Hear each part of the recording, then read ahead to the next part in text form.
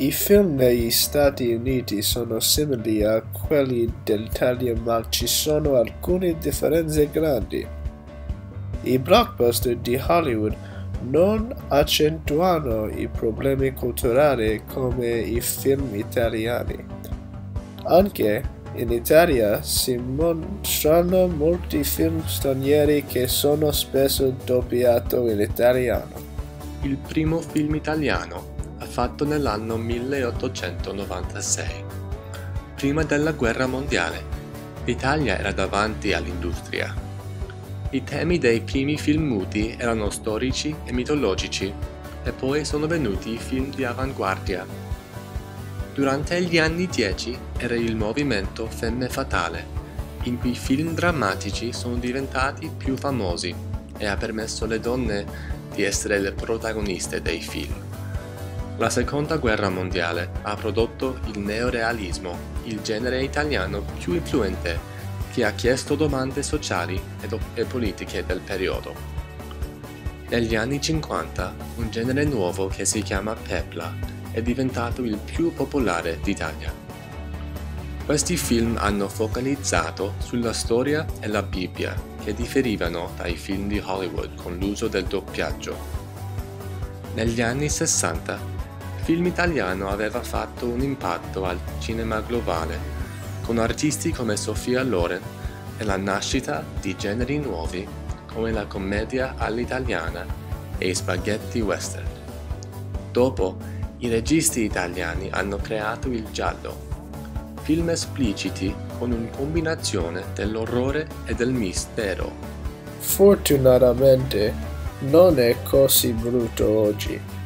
Il cinema ha recuperato, producendo molti capolavori d'arte e continuando di esplorare diverse idee della vita. Perché la maggior parte del cinema globale non è in italiano, si traducevano i film da altre lingue.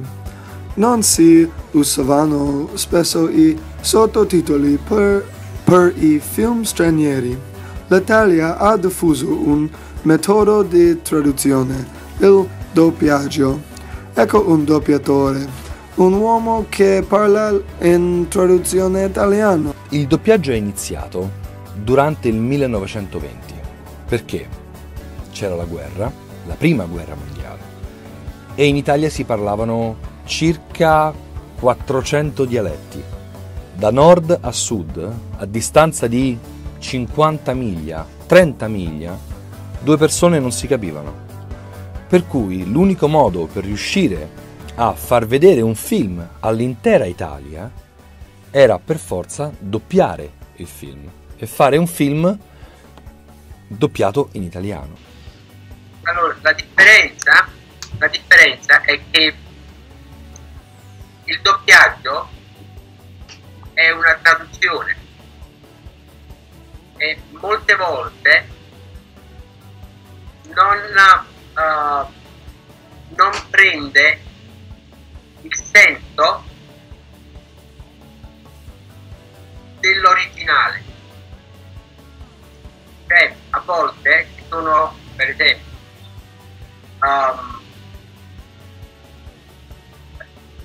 jokes, per esempio, battute che quando sono tradotte in italiano con il doppiaggio non hanno lo stesso effetto che ha in inglese.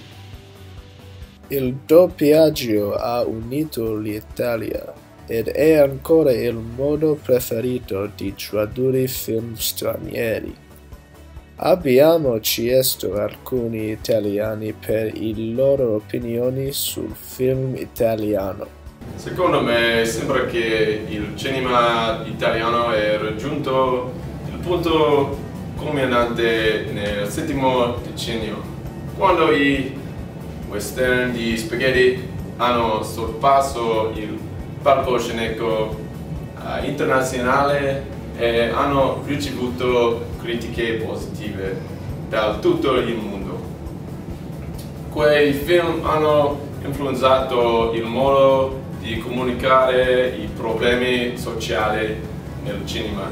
e la loro introduzione nelle tecniche del film nel secondo decennio cambiano l'industria globale. Io preferisco film di neorealismo. Penso che le storie della gente povera e la classe operaia significhino molto per gli italiani autentici. Rappresenta la vita quotidiana e l'oppressione della popolazione.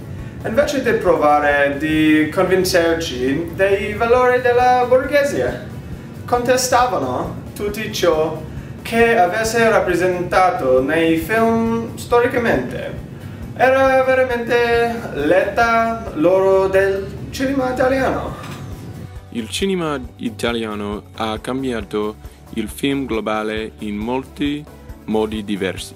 Gli stili originali che mostravano i problemi in Italia e i suoi relazioni al mondo continuano di rimediare le colpe nell'umanità globale.